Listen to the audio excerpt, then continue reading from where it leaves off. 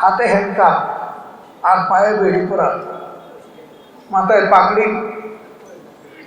এই উস্তাদ যখন আমাকে বললেন যে আপনি কি আমার হাদিয়াটা প্রথম দিন পেয়েছি, আপনি আল্লাহ সেই ফিরিস্তা কিনা বলেই আমি কাঁদতে শুরু করি।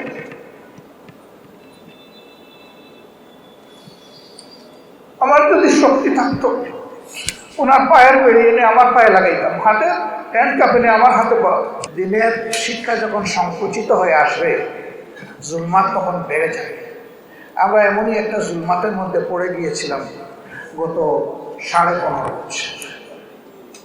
এই দেশে আলিম ওলামা ছিলেন সবচেয়ে বেশি অপদস্থ। দফায় দফায় আলিম ওলামা দিয়ে বাংলাদেশের জেলকে পূর্ণ করা হয়েছে। দাগি, খুনি, রাহাজানির নায়ক, ধর্ষক, চোর, বাটপাত, লুটেরা, তারা বুক ফুলে দাপিয়ে বেড়াতো বাংলাদেশের রাজপথে। আর আলিম ওলামা যারা মানুষকে সংশোধন করবেন, সমাজের ইসলাহ করবেন, তাদেরকে রাখা হয়েছে জেলে।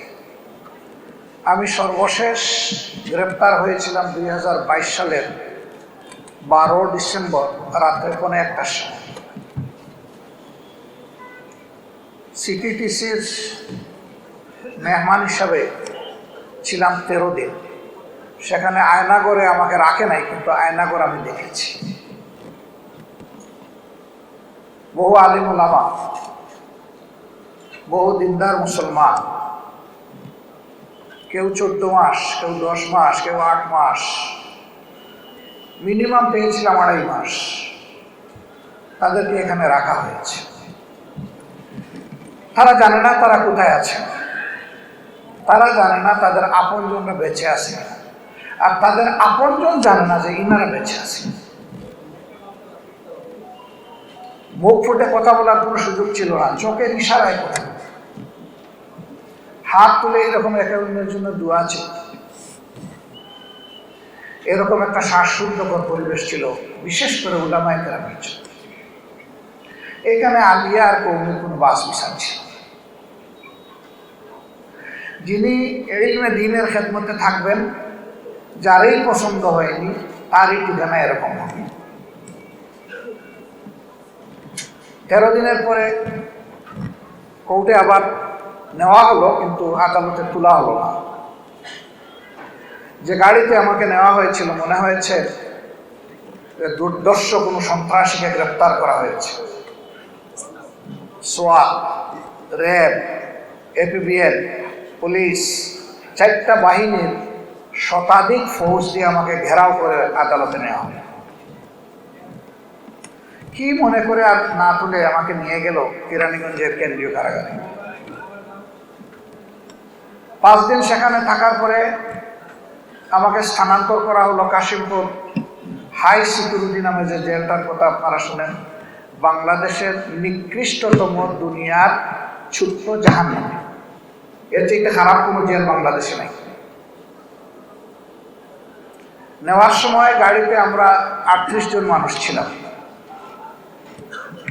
আমাকে পছন্দ হয় নাই কি কারণে আমি জানি না, আমি ছাড়া বাকি সকলের হাতে হ্যান্ডকাপ, পায়ে বেড়ি। এর মধ্যে কয়েকজন বিজ্ঞ বয়স্ক আলেমও ছিলেন। একজন আমাকে বললেন, আমি প্রথম দিন আপনার জন্য কিছু হাদিয়া পাঠিয়েছিলাম, আপনি কি পেয়েছিলেন? আমি বললাম, আল্লাহু আকবার, আপনি তাহলে আল্লাহ সেই ফিরিস্তা। সেই দিন আমি খালি হাতে কেরানীগঞ্জে ঢুকেছিলাম, বৃষ্টি অজর দ্বারায়, আর দিনটা ছিল 25শে ডিসেম্বর, কনকনে শীত, শীতে জমে যাওয়ার উপক্রম। আমি সেলে ঢুকার 1 ঘন্টার ভিতরে একজন এসে বলল, একজন বড় উস্তাদের নাম, যে উনি এটা হাদিয়া পাঠিয়েছেন আপনার জন্য। আমি পরে এসে বলবো, বলেই সে চলে গেল। আমি আলহামদুলিল্লাহ করলাম, বলে দেখলাম আমার জন্য ওই সময় যা প্রয়োজন সব এখানে পাঠানো হচ্ছে। আল্লাহ, আমি মনে মনে আল্লাহর এই বান্দার শুকরিয়া আদায়ের অপেক্ষা করছি। গাড়িতে উঠে হাতে হ্যান্ডকাপ আর পায়ে বেড়ি পরা, মাথায় পাগড়ি।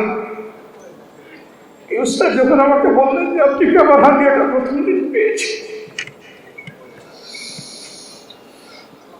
আপনি আল্লাহ সেই ফিরিস্তা কিনা বলি আমি কাঁদতে শুরু করি।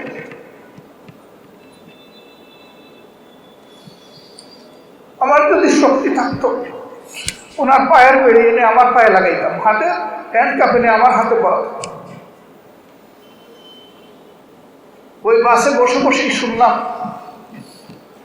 উনি দেশের বিভিন্ন জায়গায় 22টা মাদ্রাসা নিজের উদ্যোগে গড়ে তুলেছেন এবং তিনি শুধু যাত্রাবাড়ি এলাকায় তার মাদ্রাসায় 8 থেকে 8,500 ছাত্রের অভিভাবক। বড় আফসোস হতো, আহারে এই মানুষগুলো এই জমিনের গুনাহগারদের জন্য দোয়া হালতে তারা থাকবে, তাদেরকে মুক্ত থাকার কথা ছিল। আমি ভাবলাম যে এই যে তিনি আমাকে ঋণী করলেন, এই ঋণ আমি পরিশোধ করবো। আমি তাকে চিন্তা করি, তার নামটাও শুনে নাই, জীবনে কোনোদিন দেখি নাই, মুলাকাত করি নাই, সালাম বিনিময় হয় নাই। তিনি কেমনে বুঝলেন যে আমার এগুলা প্রয়োজন? আমি তাকে জিজ্ঞেস করলাম, ভাই আপনি কেমনে বুঝলেন যে আমার এগুলা লাগবে? বলে যে আপনাকে যখন নিয়ে যাচ্ছিল তখন আমি তীর্যক দৃষ্টি দিয়ে আপনার দিকে তাকাচ্ছিলাম, আমার মনে হয়েছে যে আপনি এইভাবেই বুঝছেন, আপনার আর কোনো সাপোর্ট নেই। পরের দিন আমার জন্য জেল কর্তৃপক্ষের কিছু জিনিস এবং বাইরে থেকে কিছু জিনিস, ওই রাত্রেই তো আমি বরফ হয়ে যেত। বিশ্বাস করি এটা আমার জন্য হয়।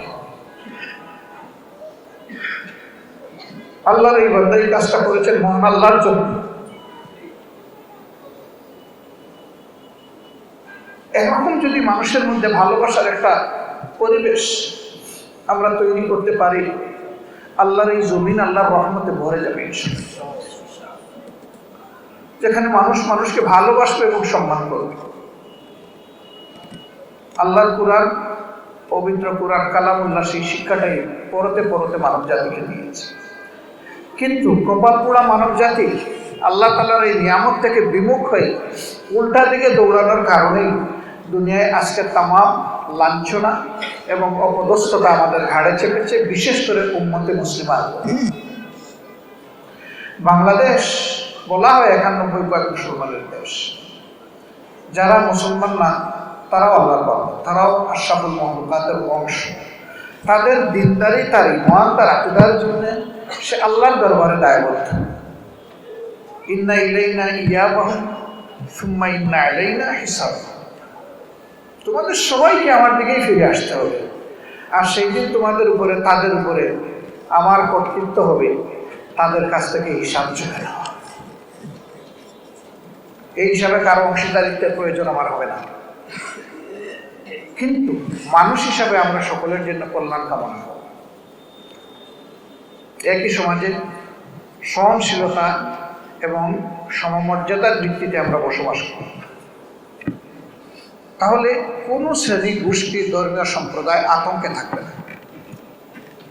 আলহামদুলিল্লাহ 15.5 বছরের জ্বালাতন নির্যাতনের পরে এবার যে পরিবর্তন 5 আগস্ট হলো, আপনারা সাক্ষী। এই দেশের উলামায়ে কেরাম, মাদ্রাসার ছাত্র, বাংলাদেশ জামাতে ইসলামী, ইসলামী ছাত্র শিবির, বিশেষভাবে সকল ধর্মের মানুষের নিরাপত্তার দায়িত্ব এই জমিনে পালন করেছে।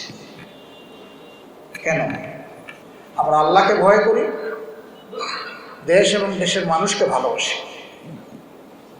এই জন্য আমরা চাইনি যে আমাদের দেশে কেউ বিপর্যয় সৃষ্টি করুক।